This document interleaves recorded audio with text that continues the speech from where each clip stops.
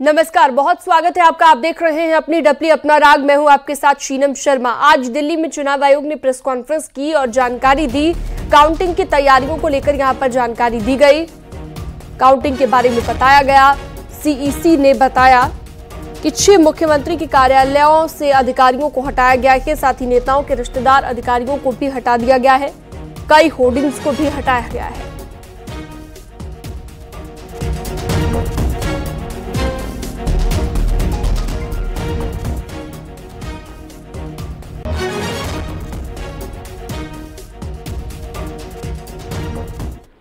आपको याद होगा, बिल्कुल शुरू होते ही जैसे ही इलेक्शन शुरू हुआ था, 6 चीफ मिनिस्टर्स ऑफिसेज से अफसर्स को हटाया गया।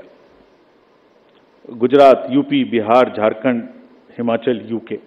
दिस सेट ए नैरेटिव कि हम सीएम ऑफिसेज को भी और उन स्टेट्स विदाउट एनी बायस हम ये करने के लिए तैयार हैं कि वो डीएम्स पर, एसपीज पर कहीं से कहीं तक कोई इन्फ्लुएंस नहीं करेंगे। पॉलिटिकल लीडर्स के जितने रिलेटिव्स थे वो सब हटाए गए। विकसित भारत मैसेज को रोका गया। एनोनिमस होर्डिंग्स के बारे में बात हुई, हमने हटाई भी और पॉलिसी भी बनाई ऑल इंडिया, जो कि पहले से नहीं थी, कि किसी भी होर्डिंग में अगर नीचे नाम नहीं लिखा होगा anonymous, all over the country not allowed, and this is become a permanent thing now. कोई कंट्री का कोना नहीं है, कीचड़ में जाते हैं, पहाड़ पे चढ़ते हैं, पूरा बोझ लेके चढ़ते हैं, महिलाएं बच्चों को गोद में उठा के लेके आती हैं। ये मैं दिखाऊंगा। और जब निगेटिव नैरेटिव्स बनते हैं, जब इनके ऊपर में आरोप लगते हैं, तो सोच के देखिए कि इनके दिल को कितनी कठिनाई होती होगी। तारीफ तो अलग बात है, लेकिन हम इनकी तारीफ करना चाहते हैं, इनको ग्रेटिट्यूड देना चाहते हैं। कल देश भर में वोटों की गिनती की जाएगी। लखनऊ में रमाबाई अंबेडकर काउंटिंग सेंटर पर काउंटिंग की तैयारियां जारी हैं। यहां पर तैयारियों को अंतिम रूप दिया जा रहा है। यहां पर लखनऊ और मोहनलालगंज लोकसभा सीटों की काउंटिंग होगी।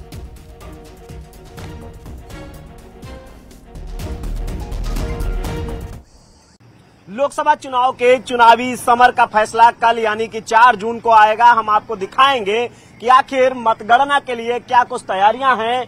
हम इस समय रामाबाई अंबेडकर स्थल यहां पर मतगणना होनी है, लखनऊ लोकसभा सीट की और मोहनलालगंज लोकसभा सीट की।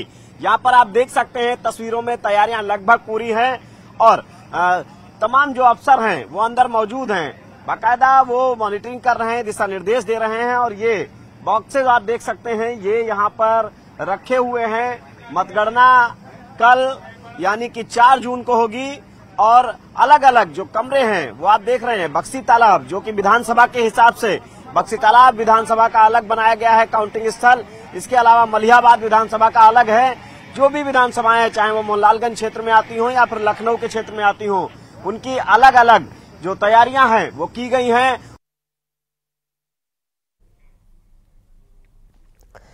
देश के प्रधानमंत्री नरेंद्र मोदी ने भारत के हर एक नागरिक के लिए एक आर्टिकल के जरिए संदेश जारी किया है।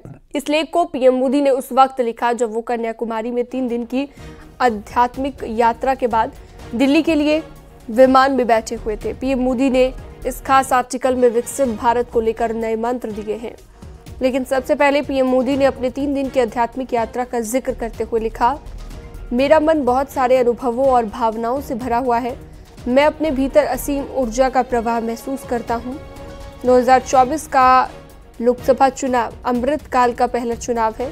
कुछ महीने मैंने अपना अभियान 1857 के प्रथम स्वतंत्रता संग्राम की भूमि मेरठ से शुरू किया था। तब से मैंने हमारे महान राष्ट्र की लंबी दूरी को तय किया।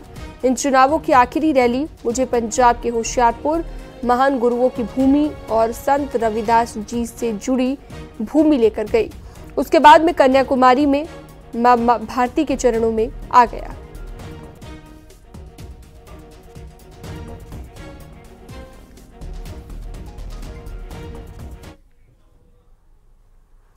एग्जिट पोल पर कांग्रेस की पूर्व अध्यक्ष सोनिया गांधी ने कहा है कि चुनाव के अंतिम नतीजों का इंतजार करें।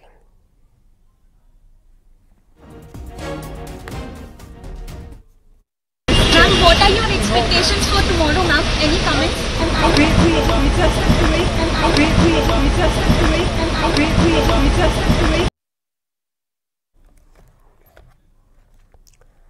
अखिलेश यादव ने एक बार फिर से बीजेपी सरकार पर निशाना साधा और सरकार पर कई गंभीर आरोप लगाए। अखिलेश के मुताबिक बीजेपी ने किसानों की अनदेखी की, किसानों के लिए बीजेपी ने कुछ नहीं किया, महंगाई की तरफ सरकार का कोई ध्यान नहीं है।